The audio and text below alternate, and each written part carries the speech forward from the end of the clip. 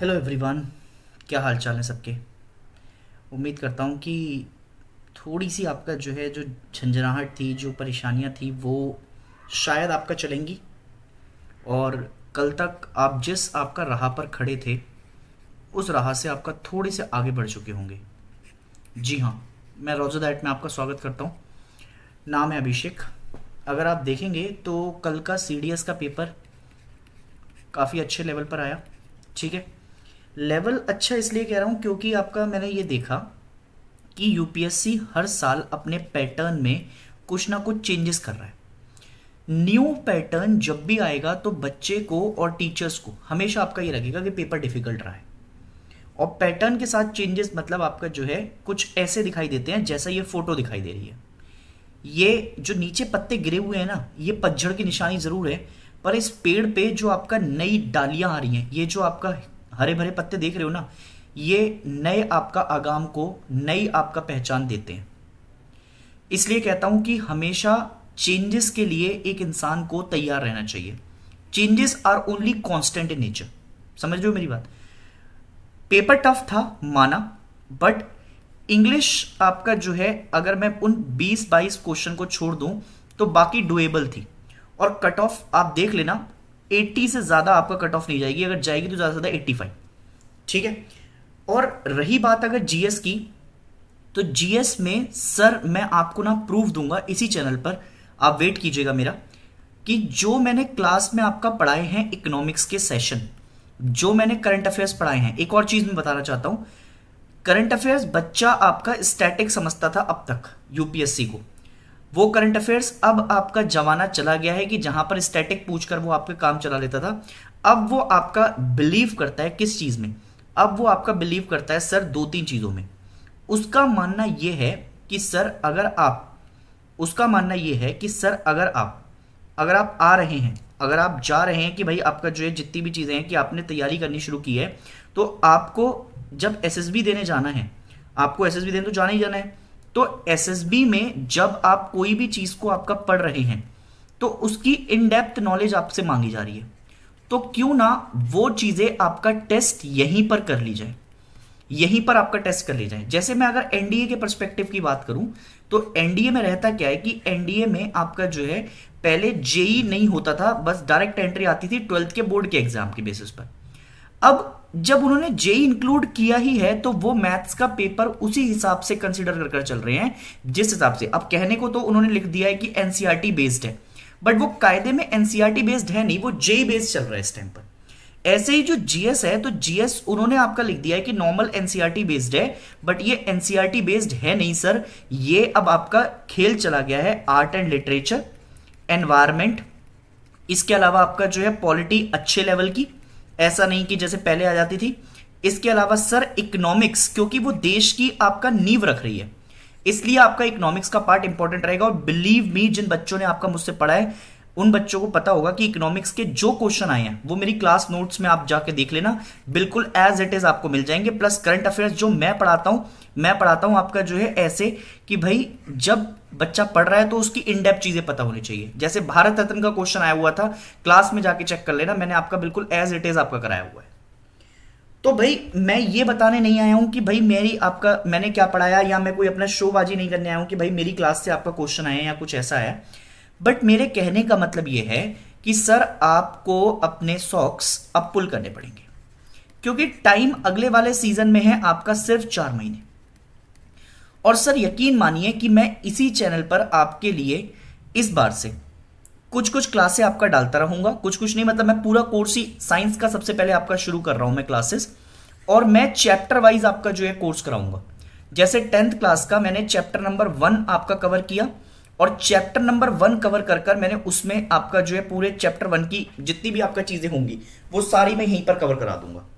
अब उसके बाद आपको बहुत ज्यादा कुछ अपने आप से मेहनत करनी नहीं पड़ेगी, फिर हम आपका सीडीएस के और एनडीए के क्वेश्चंस भी आपका देख लेंगे उन्हीं चैप्टर से। अगर मैं आपका केमिस्ट्री की बात करूं सीडीएस के अंदर की, तो 11 क्वेश्चन आए हैं सर, और बायो आपका बात करूं तो फिर से अगेन 11 क्वेश्चन आए हैं।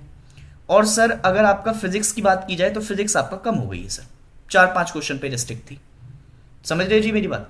पर क्वेश्चन साइंस के बहुत ज्यादा आए नहीं, क्योंकि बाकी क्वेश्चन आपका जीएस कवर कर लिया और ये अगले साल तक ट्रेंड में और ज्यादा बढ़ जाएंगे, ये और ज्यादा बढ़ेगा। और ये जो साइंस आज आपको दिखाई दे रही है ना, ये यकीन मानो कि अगले साल तक आपका ये साइंस बिल्कुल यूपीएससी वाले पैटर्न पर चली जाएगी, जहां पर करंट अफेयर्स बेस्ड आपका साइंस आएगी, जिसमें डिफेंस टेक्नोलॉजी, बाकी टेक्नोलॉजी के ऊपर बात की जाएगी।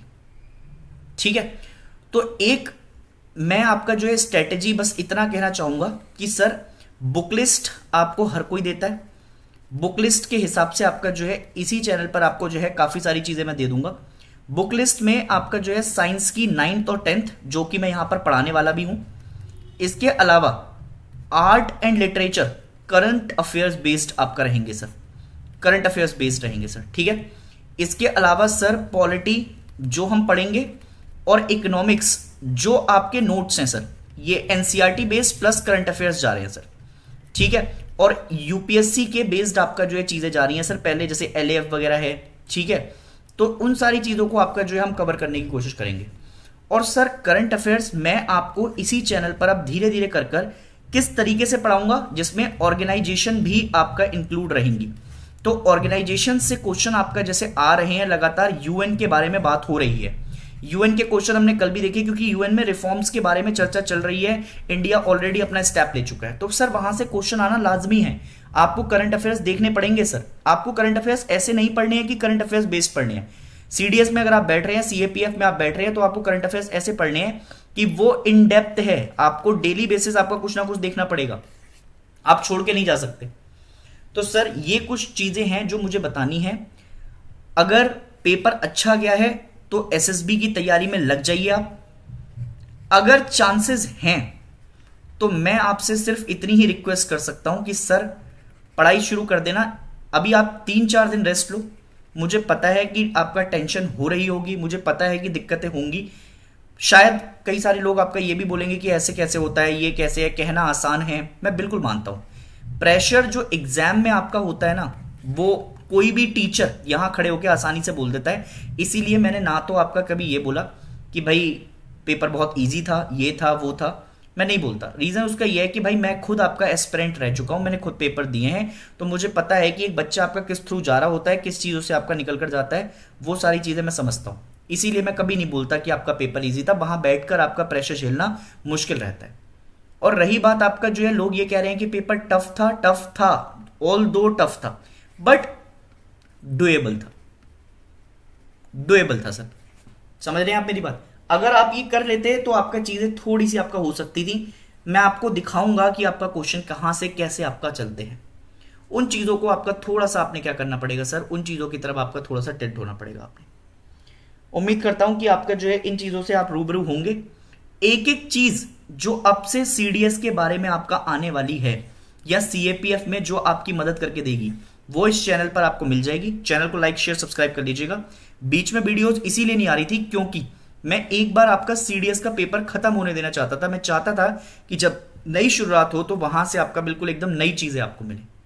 अब जब आपका जो है दोबारा चांस मिला है, भगवान ने आपका साथ दिया है, मेरा आपका जो है विश्वास रहा है, तो मैं ऊपर वाले के साथ आपका जो है नाम लेकर आपके साथ पूरी मेहनत करने के लिए तैयार हूं। तैयार रहिए इस मेहनत में आपका साथ जोड़ने के लिए। अच्छा लगे चैनल, वीडियोस पसंद आए तो आपका जो है जुड़िएगा। शॉर्ट से या बाकी चीजों से एनालाइज करने से पहले जो पढ़ाने का तरीका है उसको जरूर देखिएगा। अगर पसंद आए तो रेफर कर दीजिएगा लोगों को। उम्मीद करता हूं कि आपका इन सारी बातों को आप रखेंगे और आगे वाले एग्जाम की तैयारी आपका करना शुरू करेंगे। Welcome to roger that and will meet till then. जय हिंद एवरीवन।